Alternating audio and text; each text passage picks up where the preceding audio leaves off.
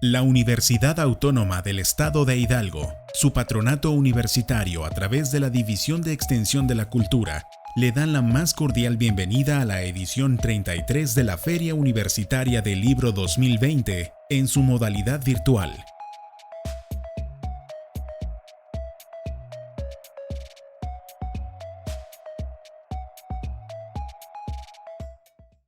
Buenos días o buenas tardes o buenas noches, según la hora en que gusten ver este video, en que estén viéndolo.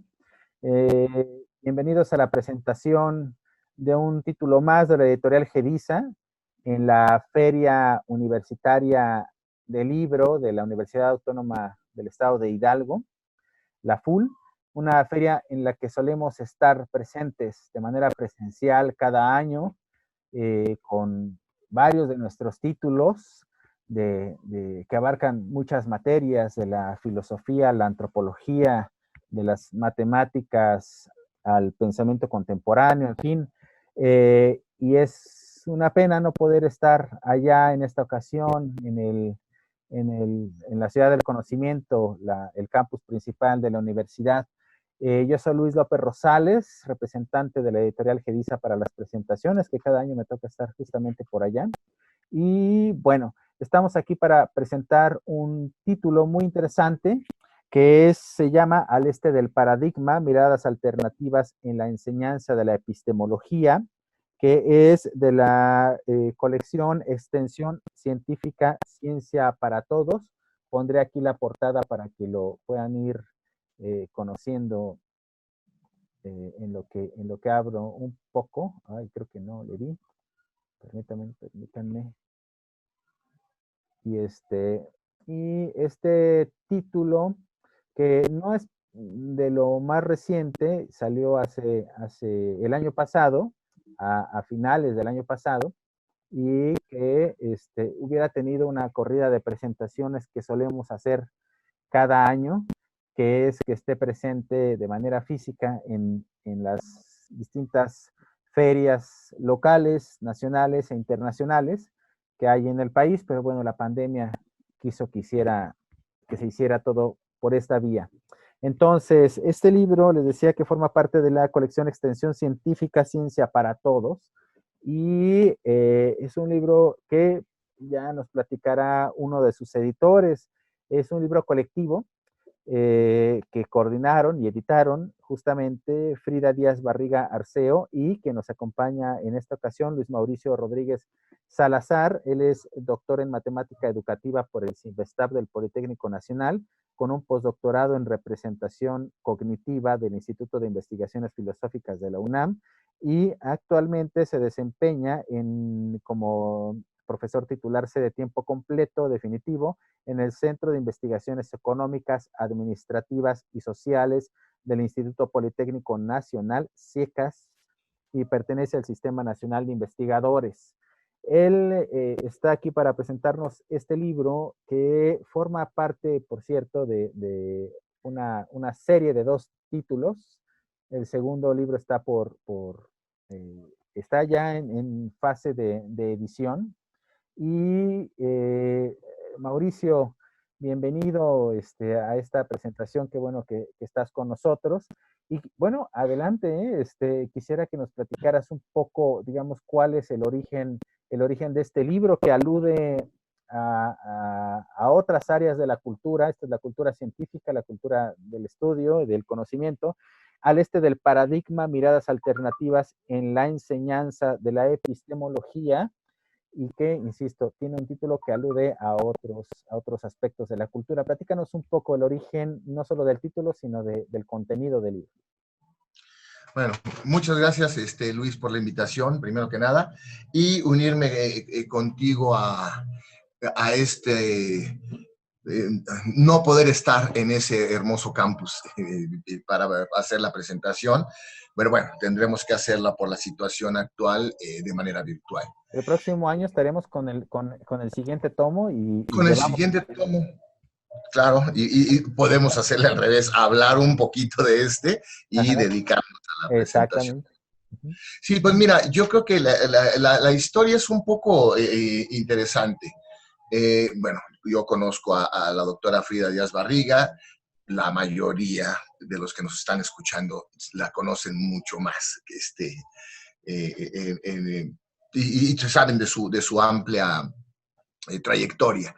Entonces, lo que pusimos a pensar fue en hacer un título que fuera un tanto provocador, ¿no? Entonces, siempre es interesante, y además que Gedisa esté siempre muy dispuesta a hacer esas cuestiones. Entonces, viene de una película, bueno, que la película también se deriva de un libro, que es Al Este del Paraíso. Entonces, brevemente, en la película es que pues condenan a uno de los hijos a vivir al este del paraíso, precisamente por su rebeldía o su desobediencia. En este caso, por la formación de ambos, entonces se sacaron los 2 volúmenes. Un primer volumen que es Al Este del Paradigma, miradas alternativas en la enseñanza de la epistemología, y el que está por salir, que es el de Al Este del Paradigma, miradas alternativas en educación. Bien, pues entonces aquí en el inicio fue, bueno, ¿y por qué Al Este del Paradigma? Otro tema o otra palabra, digamos, muy utilizada es la de paradigma. Y bueno, ya se le había criticado a Thomas Kuhn que hacía más de 10 significados diferentes del paradigma y lo tuvo que estar precisando. Pero bueno, digamos que un acuerdo en la comunidad, que es precisamente lo del paradigma, es que el paradigma es una aceptación por una comunidad sobre una propuesta teórica científica. En este caso, le pusimos al este del paradigma porque la epistemología generalmente ha sido considerada como rama de la filosofía. La propuesta novedosa en este libro es que se habla de una epistemología, pero de base científica. Como se había mencionado ya en algunos títulos anteriores que he publicado, hablo yo de 2 tipos de epistemología. Una epistemología de linaje científico, que es esta la que está anclada, la epistemología derivada de la ciencia, y la otra a la que le llamo epistemología de ralea filosófica. No quiere decir que la epistemología de linaje científico vaya a suplir a la epistemología de ralea filosófica, sino son 2 caminos en el mismo camino del conocimiento que es la epistemología. Entonces, aquí lo que se hace mención, y por eso el título, el origen del título, fue por darle reconocimiento, o como se dice, honor a quien honor merece, que es Jean Piaget. Y Jean Piaget, que es ampliamente conocido, pero muy mal conocido a la vez, ¿no? Entonces se le ubica como educador, se le ubica como psicólogo, cuando pocos lo ubican como epistemólogo. Digamos que una de sus obras en epistemología es el Tratado de Lógica y Conocimiento Científico. Entonces, en el marco de los 50 años de publicación del Tratado de Lógica y Conocimiento Científico, que es una obra que coordina Piaget y habla de diferentes áreas de la ciencia, la biología, la matemática, la física, la sociología, que muchos dicen que Piaget no entraba en cuestiones sociales, y es lo que se conoce como la primer epistemología de corte interdisciplinario, ¿no? Hay algunos que dicen que Carnap y el Círculo de Viena era también, era también un trabajo multidisciplinario, igualmente en un trabajo epistemológico, pero sí, como lo menciona Piaget, trata de hacer la división entre este Círculo de Viena o empirismo lógico y lo que vendría siendo la epistemología genética. Genética siempre me gusta decirlo porque genética no se refiere a los genes, sino genética se refiere al origen o al génesis, ¿no? A su génesis. Entonces, él en su teoría psicogenética habla del origen del conocimiento psicológico en el desarrollo del niño, y lo que vendría siendo su epistemología genética sería más bien una sociogénesis. Tenemos estas dos vertientes: psicogénesis a nivel individual y sociogénesis a nivel social. Entonces, con ese marco dijimos, bueno, sería muy amplio ver ambas cosas, ver la epistemología y ver la educación, y entonces optamos por irnos por la educación en epistemología, en esta epistemología del linaje científico, y sacar posteriormente lo que anda trabajando la doctora Frida de las Barriga con su equipo de investigación, que bueno, no lo mencioné hace rato, pero con esto lo que estamos haciendo es uniendo esfuerzos las dos principales casas de estudio de México, que son el Instituto Politécnico Nacional y la Universidad Nacional Autónoma de México. Entonces, bueno, ya hablaremos, como dices, y ojalá sí de manera presencial en ese hermoso campus, del segundo libro. Pero digamos que en este primer tomo, entonces se invitó a participar a varios investigadores, y digamos que son 3 apartados en el que está dividido el libro.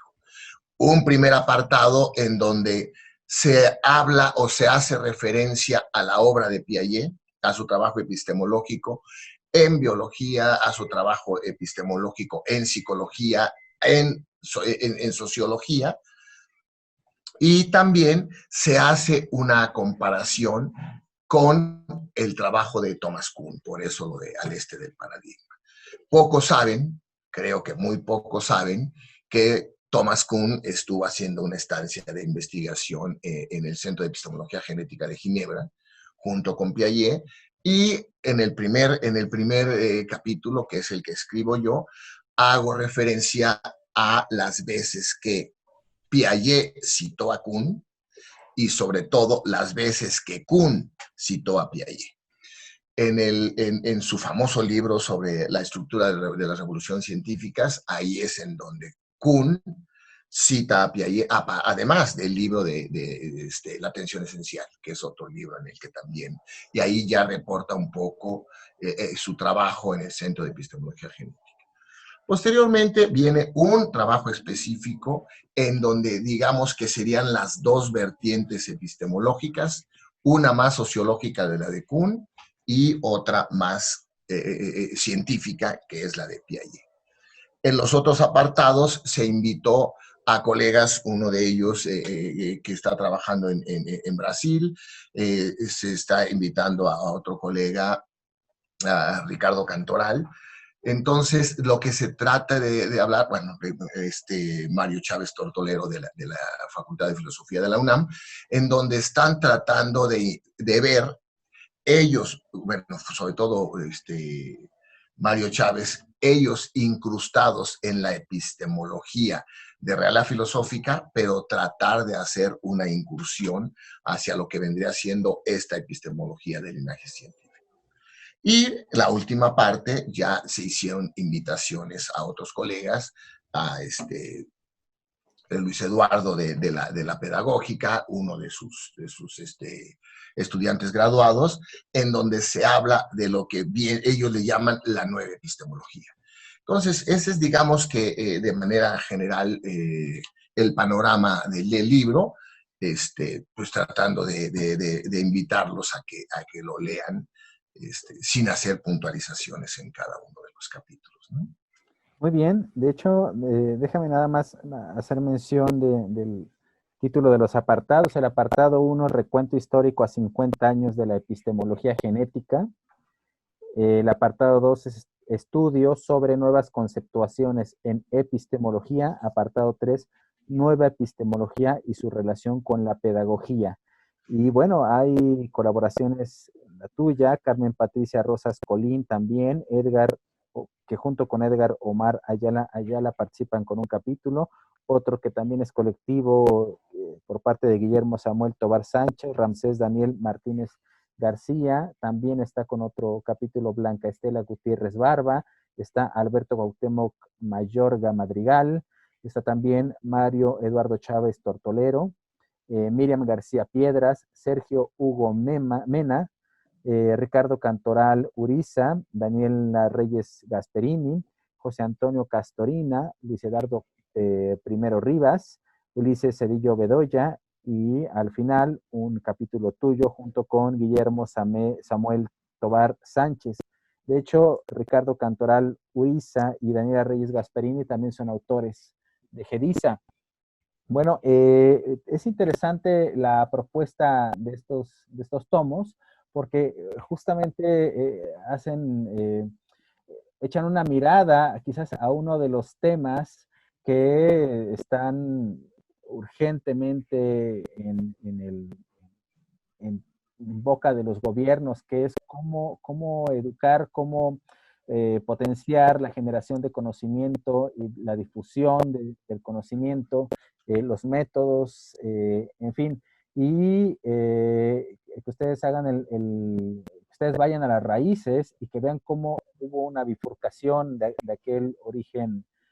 Primero, la filosofía lo contenía todo, ciencia, especulación, etcétera, y cómo se bifurcó, y que hagan estos estudios me parece verdaderamente muy interesante. Estos estudios también llegan incluso hasta la revisión vaya que hay un paradigma.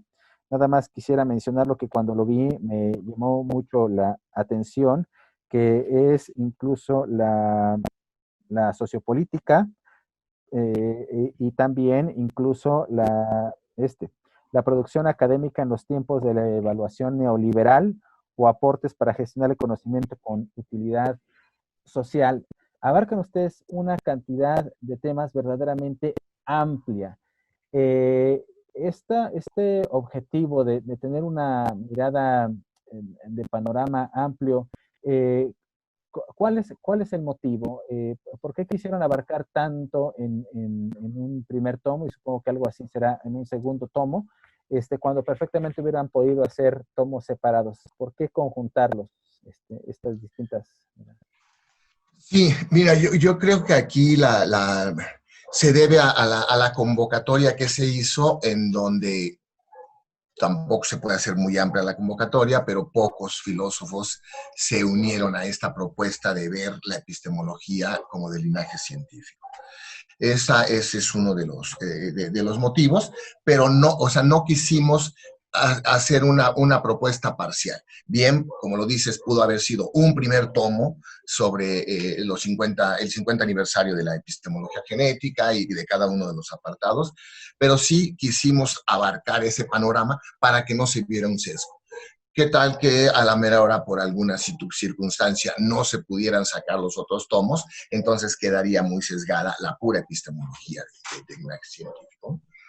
Pero yo creo que aquí hay dos temas importantes. El de Luis Eduardo, que acabas de mencionar, sobre la productividad científica.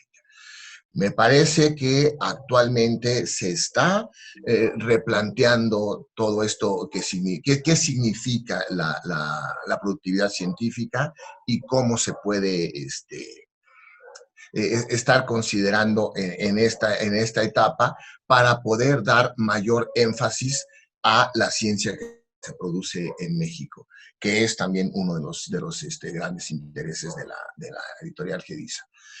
Regresando, porque sí me parece importante, a esta epistemología de linaje científico y sobre todo a la propuesta psicogenética y sociogenética de Piaget, es porque mientras que para la epistemología del linaje científico hay una gran división entre el empirismo, en donde el origen del conocimiento es a través de los sentidos, y la otra, que el origen del conocimiento es a través de la razón, la parte en donde entra la epistemología genética es que dice, es en el centro, y el papel fundamental para la adquisición del conocimiento es la acción.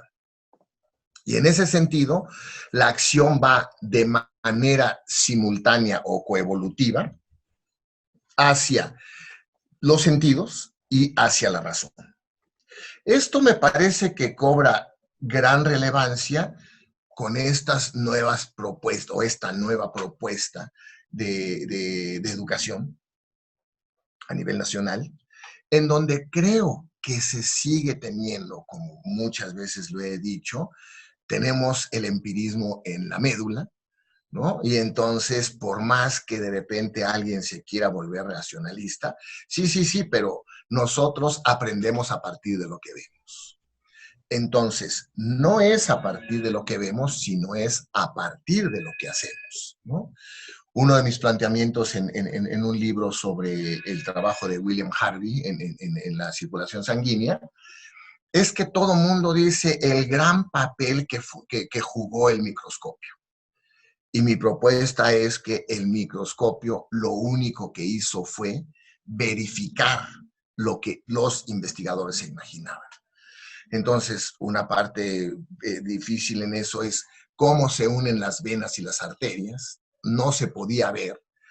Y no fue necesariamente con el origen del microscopio, sino un poco más allá, pero se hablaba teóricamente de esa posible unión. Entonces, yo creo que aquí poner el énfasis en la acción tiene mucho que ver. Un poco relacionado nuevamente con esta nueva propuesta educativa, hay lo que le llaman los objetos de aprendizaje. Es decir, se preparan materiales didácticos, ¿no? Con las nuevas tecnologías, tomando un contenido y hacerlo muy visible para que sea muy comprensible por los estudiantes. Y mi propuesta es que lo que aquí valdría la pena es no hacer objetos de aprendizaje en donde el maestro es el que elabora los contenidos y se los transmite a los estudiantes, sino que los estudiantes puedan hacer objetos de lo aprendido. Es decir, ellos e incluso con mejor conocimiento y habilidades para utilizar las nuevas tecnologías, ellos sean los que puedan elaborar esos materiales. No para que alguien aprenda, sino para que el profesor pueda de alguna manera evaluar qué es lo que se aprendió. Entonces, todo esto me parece que es en donde cobra mucha actualidad el libro. Son 50 años de la epistemología genética y, por cierto, ya que tú me hiciste el favor de hacer mención de cuáles son los capítulos, hay un capítulo que es el postscriptum. Y en ese postscriptum, lo que estamos haciendo, tomé el título de postscriptum basándome precisamente en la obra de Thomas Kuhn de la estructura de las revoluciones científicas, en donde cuando se le criticó tanto lo del concepto de paradigma, él elabora un postscriptum y en donde dice, bueno, hace las aclaraciones pertinentes. Aquí en este postscriptum del libro, lo que estamos haciendo es dar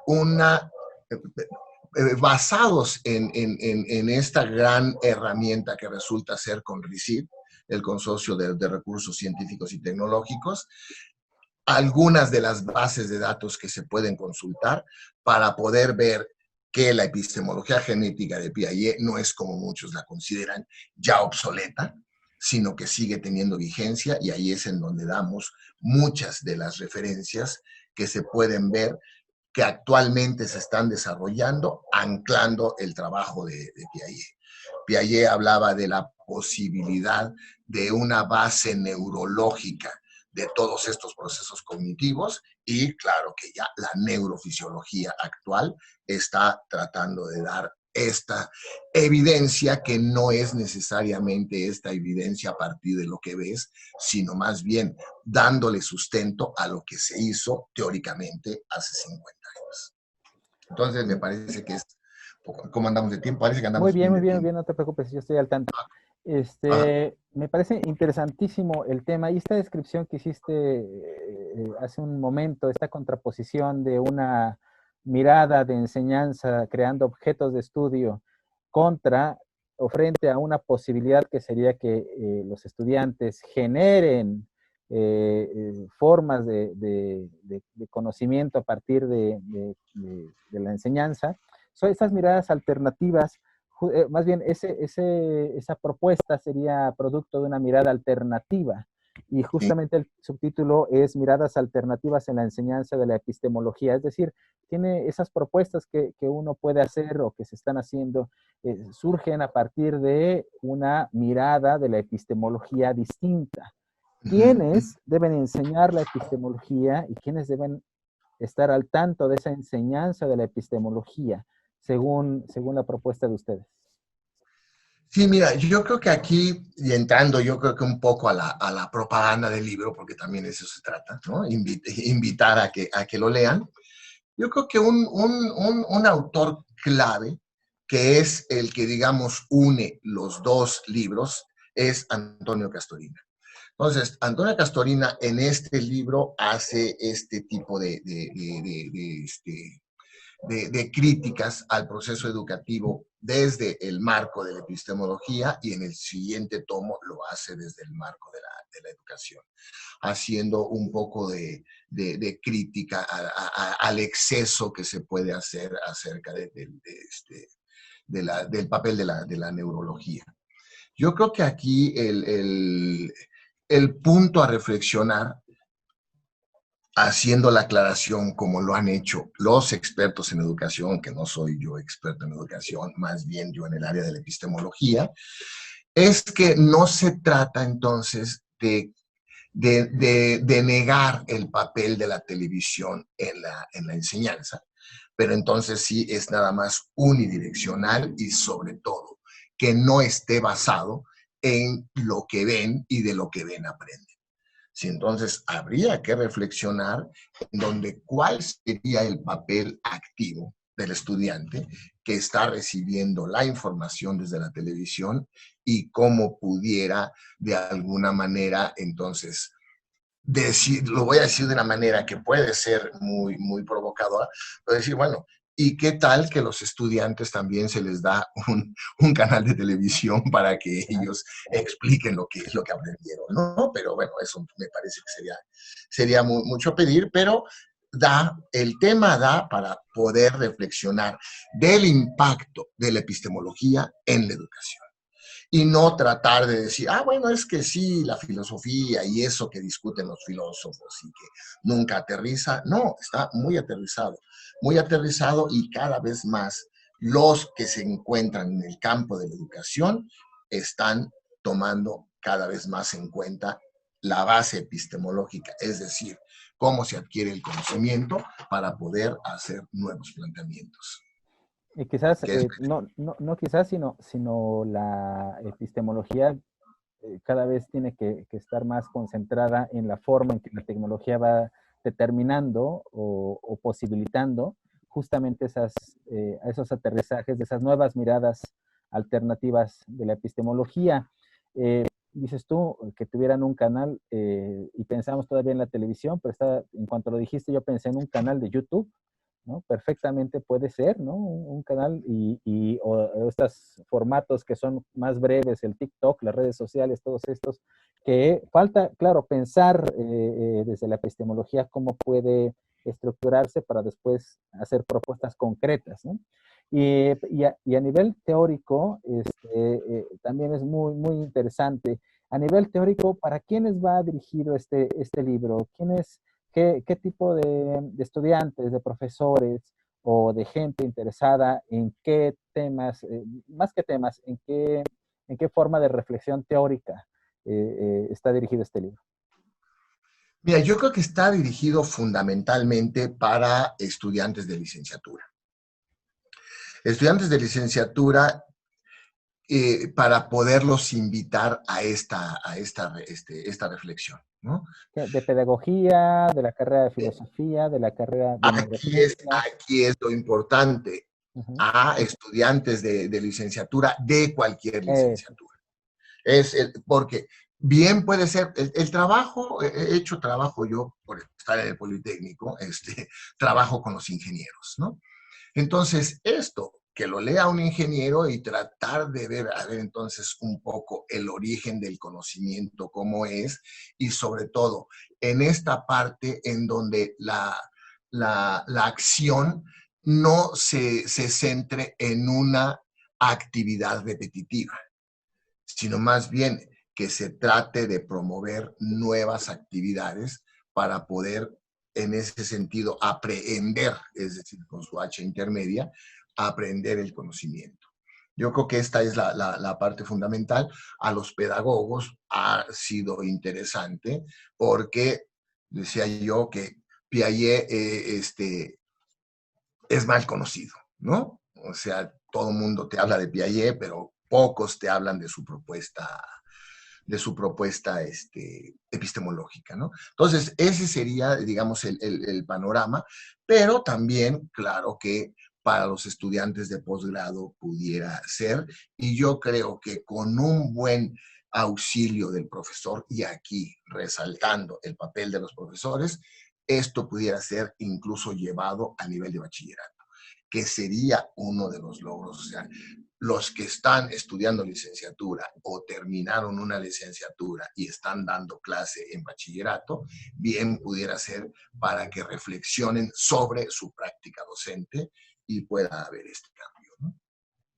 Y bueno, no puedo dejar de mencionar lo que dijiste ahorita del canal de YouTube. O sea, eso del canal de YouTube se ha vuelto incluso un camino para los que están condenados a estar al este del paradigma de la televisión, la televisión oficial. Entonces, bueno, sin que sea que lo hagan desde el este del paradigma de la televisión y abran un canal, pero no, yo creo que aquí tiene que haber propuestas creativas. Y bueno, ojalá y alguien tomara tu iniciativa de decir, bueno, pues sí, ¿por qué no abrir canales de YouTube y ahí poder empezar a ver un poco más la participación de los estudiantes, ¿no? Claro. ¿De qué nivel? Pues ahí sería lo interesante. Uh-huh. Bueno, rápidamente menciono que la editorial Gedisa tiene un libro de Jean Piaget, Las formas elementales de la dialéctica. Es un libro poco conocido entre la bibliografía de Piaget. Y también tenemos un libro que se le dedicó en homenaje hace ya algunos años, que seguramente conoces, es La epistemología genética y la ciencia contemporánea, homenaje a Jean Piaget en su centenario, coordinado por Rolando García. Son algunos de los títulos, y aparte tenemos otros donde la epistemología está más a flor de piel, por ejemplo, el libro de Daniela Reyes Gasperini sobre la socioepistemología de la matemática y el empoderamiento de los profesores, o el libro que lleva en su segunda edición de Ricardo Cantoral Uriza sobre teoría socioepistemológica de la matemática educativa, muy interesante, interesantísimo. En fin, Gedisa tiene estos títulos, y es un gusto de veras tener uno de estos libros tan sugerentes, Yo, por desgracia, no tengo el tiempo de leer todo lo que la editorial va publicando, y de pronto lo lamento tanto porque lo poco que he pescado por aquí y por allá, me parece tan interesante, me abre un montón de conocimiento que no tengo y en el que me gustaría ahondar. También reflexiones que surgen de estos ensayos, bueno, que son sugerentes en todos los sentidos. Tenemos nada más un par de minutos para una última reflexión. Mauricio, ¿qué les puedes decir a los potenciales lectores sobre este libro? ¿Qué más les puedes decir? Una última reflexión. Bueno, pues yo creo que invitarlos a la reflexión, pero para invitarlos a la reflexión, pues obviamente que tiene que ser invitarlos a la lectura del texto.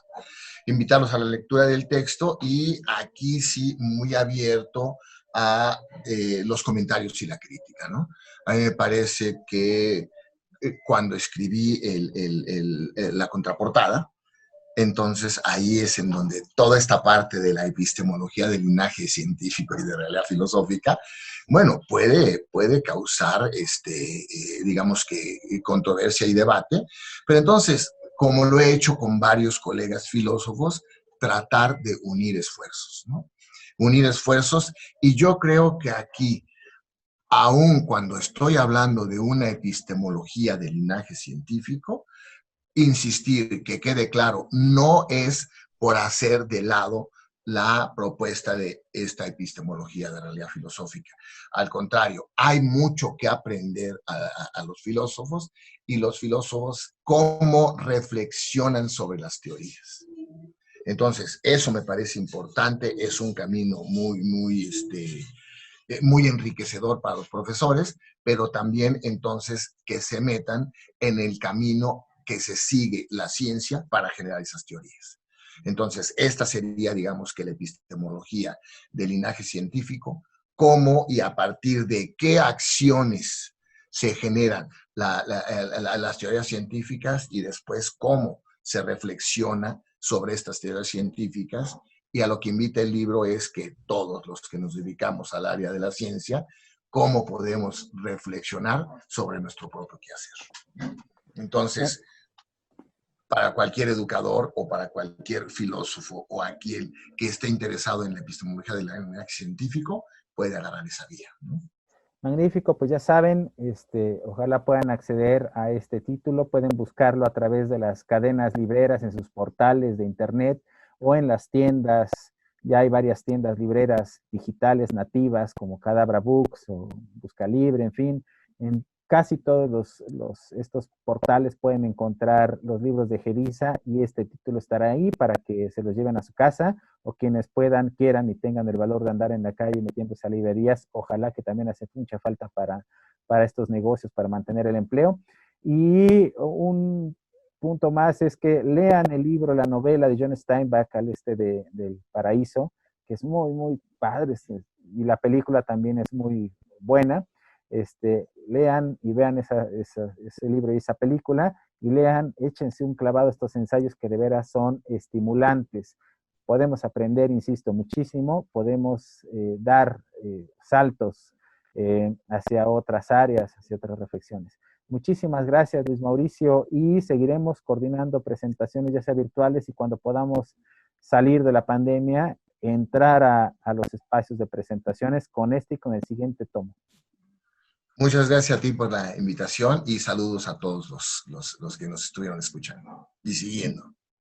Muchas gracias a todos, y seguimos en Geriza. Síganos, por favor, en nuestras redes sociales, Facebook, Instagram, Twitter, YouTube. Hasta pronto.